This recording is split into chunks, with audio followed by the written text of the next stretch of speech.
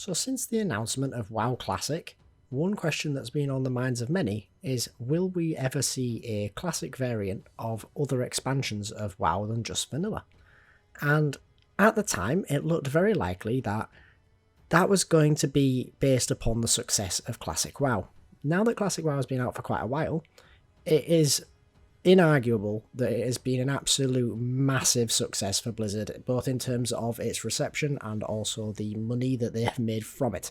So it stands to reason at this point that there is no reason as to why we wouldn't be getting the Burning Crusade in Classic format. So to that end, I intend on making this video for you guys so that you can have a look at what you can be doing right now to prep for when we get TBC Classic dropping. So let's dive in. So right off the bat, we've got a massive disclaimer. At the time of recording, it has not officially been confirmed that we are going to be getting Classic WoW TBC. Now, what we have had, however, is a survey sent out to Classic players asking about the potential ways in which they could introduce the Burning Crusade expansion in a Classic format. Now, through this and a few other things, like there is an interview in which they basically said that they are looking into doing Burning Crusade Classic version, it is very safe to say that we will be getting a Classic version of the Burning Crusade, which is why I'm electing to make this video now. One thing, however, that we're less certain on, and is another disclaimer that I'm going to make before we dive into the meat of this video, is going to be that we did get this questionnaire that asked with regards to how we were going to go about the introduction of our characters into this new realm. Now, this part is very much up in the air at this point, and we do not know as to whether or not we will be starting afresh on any Burning Crusade server, or whether we'll be able to transfer or duplicate characters from WoW Classic onto these servers. Now, if it turns out that we have to start afresh, then there is the potential for anyone who has been following this guide and prepping for the existence of these Burning Crusade servers that all the work that you've put in advance will be for naught, as you will not be able to carry over anything from Classic onto Burning Crusade. I, however, am very hopeful that the characters that we have on Classic will continue on onto Burning Crusade, and from what I can gather from the general populace and people that I've spoken to, this is the way that people would prefer it to be. And as a result, I am going to be doing a lot of the steps in this prep guide myself that I am touting to you all as what you should be doing. And I am going to roll the dice and hope that we do get to move our characters over. But I did want to start this video by saying that everything that we're going to discuss is potentially subject to change, or simply just not going to work if they decide that we are going to have a version of Burning Crusade that does not come from our Classic characters. So now that we've got all that out of the way, let's dive into what this video is actually about and the things that you can be doing to prepare for the drop of TBC Classic servers. Now, these are going to be quite numerous in terms of the things that I'm recommending that you do. However, I am not laying them out in the order of least likely that you're already aware to most likely. It's actually going to be more that I'm laying them out in the order in which you should do them based on priority and the length of time that it takes to do some of these stages. So as a result, some of this stuff may seem fairly obvious to you, and if it is, feel free to skip along to the next section. But I am going to try and be quite all-encompassing in what I'm recommending in this video. Now, as a result, that means that the first thing we're going to talk about is going to be the thing that's most obvious to most people, and that is that the Burning Crusade is going to start essentially at level 60. So you are going to need to level if you are wanting to play in the Burning Crusade content when it comes out, and we are in a version where we are carrying over characters from Classic. You are going to want to have those characters leveled up in advance. Now, this is very simple. Everyone knows how to level a character, and chances are you've already got at least one level 60 if you're watching this video in WoW Classic. However, if you don't, and you are wanting to play TBC, or even if you're wanting to change classes, because there is some massive balance shifts coming in and playstyle shifts that essentially change classes dramatically, that means that a lot of people are going to want to switch class. Now, you can get this leveling out of the way now if you would like to do so, and that is something that I would highly recommend doing. If you do not level in advance, and you do it when TBC comes out, it is worth noting that the amount of experience required to get from 0 to 60 is dramatically reduced during TBC, so that process isn't going to be as difficult as it would be to level now. However, of course, it does mean that you will be lagging behind the curve. That being said, it is still worth knowing, especially for those of you who are looking to level a Horde Paladin or a Alliance Shaman. Now, on a similar note, our second point of discussion is going to be professions. Now, professions, once again, will be starting from a higher point. They will be an extension, with this being an expansion pack, from the professions that you have leveled in Classic. So you can currently achieve 300 skill points, and when the Burning Crusade comes out, you'll be able to achieve 375. Now, obviously, in order to get to that point, you will have had to already get to 300. This is probably not a big issue for many of you who will already have your professions maxed out, but once again, there are going to be quite a lot of balance shifts that will change what profession a lot of people have, most notably in the form of a lot of high-end raiders and PvE players are going to want to take leatherworking, as it provides them with sort of a mini bloodlust that is usable by anybody and is stackable, so in the sense that once the cooldown is on for one person, the second person can use it to trigger the same effect. This means that stacking leatherworkers is something that's highly in demand and something you may want to consider if you are wanting to be ready in time. You may want to get the character you wish to play to max rank of leatherworking. However, one thing that's slightly different with this compared to leveling the characters themselves is going to be that we are getting a new profession in the Burning Crusade in the form of jewel crafting. Now, jewel crafting, like all the other professions, is going to go to 375, but the difference is that we aren't going to be leveling jewel crafting in advance in Classic simply due to the fact it doesn't exist. Now, this doesn't mean we're not going to have to do the 1 to 300, it just simply means we can't begin the process early, but what we can do is we can get the materials ready that we are going to need to get to from 1 to 300. Now, I'm going to pop up on the screen for you now a list of all the materials that you're going to need to be able to get your jewel crafting from level 1 to level 300, and these are materials that you can currently acquire,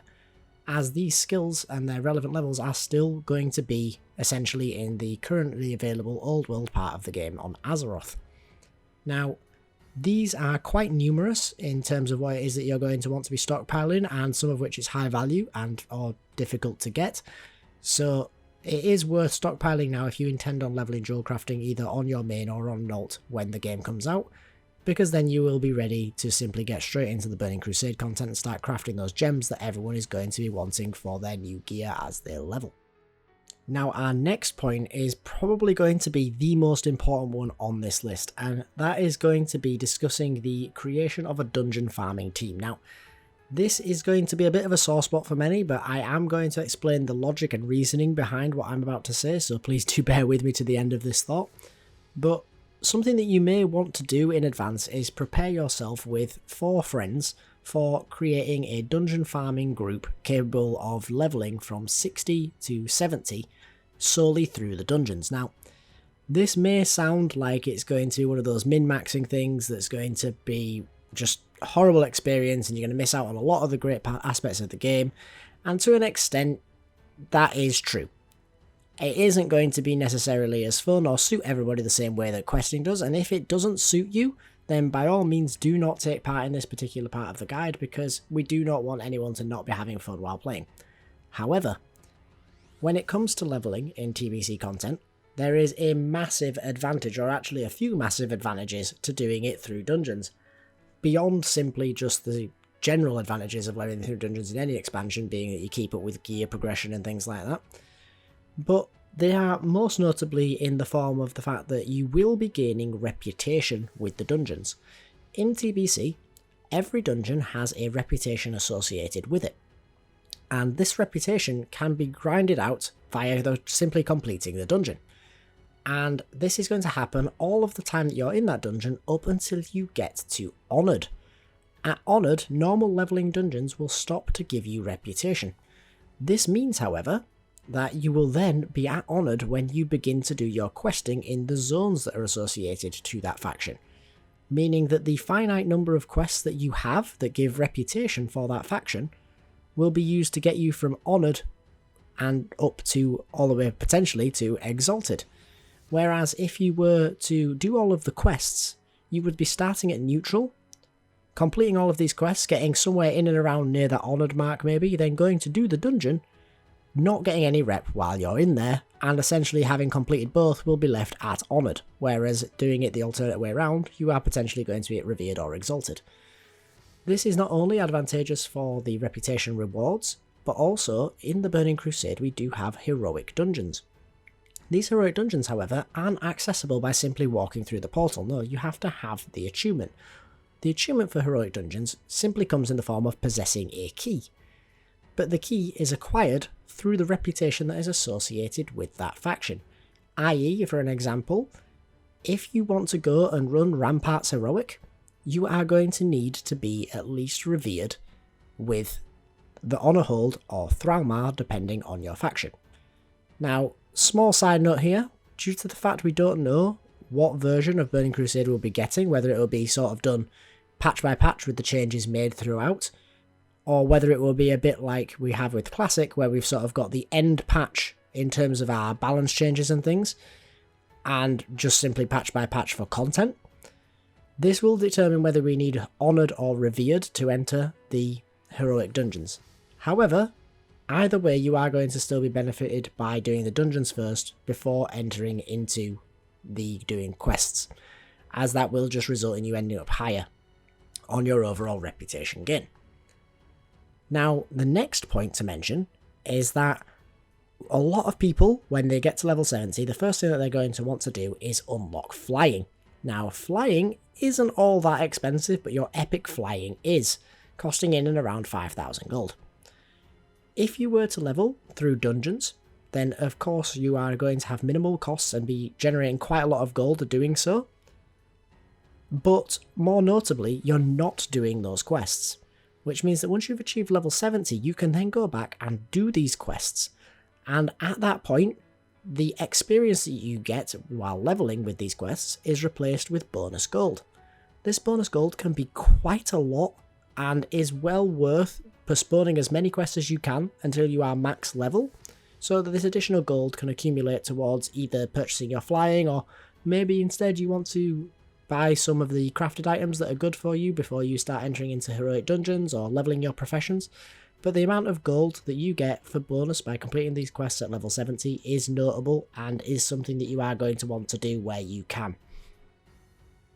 Now, the final point that I want to talk about is going to be with regards to planning your gear progression. Now,